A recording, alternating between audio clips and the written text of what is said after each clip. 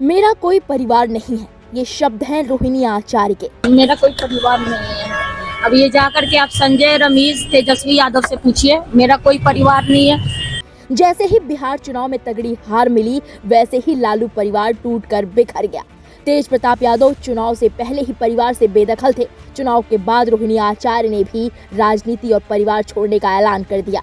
वो रोहिणी आचार्य जिन्होंने अपने परिवार के लिए क्या कुछ नहीं किया है, अपने पिता को किडनी दी है, हमेशा भाई और पिता के समर्थन में बोलती आई हैं। लेकिन अचानक उनके एक ऐलान ने पूरे देश की राजनीति को हिला डाला। उनके इस ऐलान के बाद जिस नाम की चर्चा सबसे ज्यादा हो रही है, वो नाम है रमीज नेमत। हर कोई ये जानना चाह रहा है कि आखिर ये रमीज हैं कौन, जिसने पूरे लालू परिवार में बवंडर मचा दिया है। दरअसल लालू प्रसाद यादव के परिवार में मचा घमासान अब एक गंभीर मोड़ ले चुका है। लालू की बेटी रोहिणी आचार्य ने जिस शख्स रमीज नेमत पर उन्हें परिवार से बाहर करने और पार्टी की बदहाली का आरोप लगाया, उनका सीधा कनेक्शन उत्तर प्रदेश से है।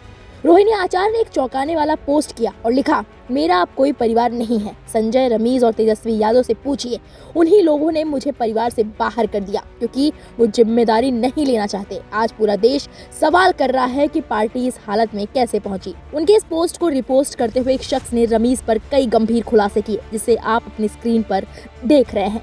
रमीज के बारे में अगर थोड़ा और डिटेल में आपको बताएं, रमीज नेमत के पिता का नाम नियमतुल्लाह खान है। उनका कनेक्शन यूपी के बलरामपुर जिले से है, जो नेपाल बॉर्डर से सटा हुआ है। रमीज के ससुर रिजवान जहीर समाजवादी पार्टी के नेता और बलरामपुर से पूर्व सांसद हैं।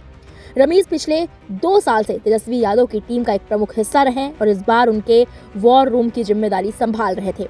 वो यूपी के बाहुबली पूर्व सांसद रिजवान जहीर के दामाद हैं। रमीज पर बलरामपुर की तुलसीपुर नगर पंचायत के चेयरमैन फिरोज पप्पू की 4 जनवरी 2022 को गोली मारकर हत्या करने का आरोप है। फिरोज पप्पू की हत्या के पीछे की वजह राजनीतिक अदावत बताई जाती है। रिजवान जहीर अपनी बेटी जेबा रिजवान को तुलसीपुर का अध्यक्ष बनवाना चाहते थे, लेकिन फिरोज पप्पू की पत्नी चुनाव जीत गई थी। फिरोज पप्पू हत्याकांड में रिजवान जहीर अभी भी जेल में बंद है। पुलिस ने इस मामले में रिजवान जहीर के साथ साथ उसकी बेटी जेबा रिजवान और दामाद रमीज नेमत को भी गिरफ्तार कर जेल भेजा था। बता दें कि रमीज और जेबा रिजवान फिलहाल इस समय जमानत पर बाहर है। मीडिया रिपोर्ट्स के मुताबिक रमीज नेमत पर बलरामपुर के तुलसीपुर और कौशाम्बी के कुखराज थाने में हत्या, गैंगस्टर एक्ट सहित कुल 12 मुकदमे दर्ज हैं।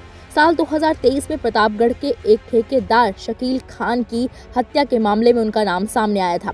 रमीज के खिलाफ बलरामपुर में 9 और कौशाम्बी में 2 केस दर्ज हैं। वहीं रमीज की राजद में एंट्री को लेकर 2 तरह की बातें सामने आई हैं। बताया जा रहा है संजय यादव ने रमीज के ससुर रिजवान जहीर के लिए पॉलिटिकल कैंपेन तैयार किया था। इस वजह से संजय और रमीज एक दूसरे को जानते थे। जब संजय यादव बिहार आए और तेजस्वी यादव पहली बार उप मुख्यमंत्री बने तो उन्होंने रमीज को बिहार बुला लिया। वहीं दूसरी जानकारी ये भी मिल रही है कि रमीज पूर्व क्रिकेटर रहे हैं, इस वजह से उनकी तेजस्वी से पहचान थी और वो बिहार आए। एक और अहम बात आपको बता दें कि नतीजे के दिन आरजेडी कार्यालय में कार्यकर्ताओं के बीच ये चर्चा का विषय बना हुआ था कि सलाहकारों से पार्टी को क्या मिला। अब वही कार्यकर्ता कह रहे हैं कि सलाहकार तेजस्वी को जीत तो नहीं दिला पाए, लेकिन उन्हें विवादों में जरूर ढकेल दिया। पार्टी ने आखिरी बार 2015 में चुनाव जीता था, तब लालू प्रसाद यादव फ्रंट फुट पर थे, सभी सलाहकार नेपथ्य में थे।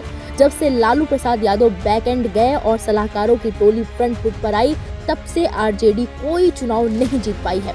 जाहिर है कि ये कार्यकर्ता संजय यादव और रमीज की ही बात कर रहे थे। जिस संजय यादव पर कार्यकर्ता आक्रोशित है, उन्हीं संजय यादव को तेजस्वी ने राज्यसभा भेजा है। तेजस्वी को उन पर भरोसा है। हालांकि इस हार के बाद संजय यादव से नाराज चल रहे नेता और ज्यादा आक्रामक हो सकते हैं। फिलहाल रोहिणी आचार्य के परिवार और राजनीति छोड़ने के फैसले पर आपकी क्या राय है, हमें कमेंट बॉक्स में जाकर जरूर बताएं।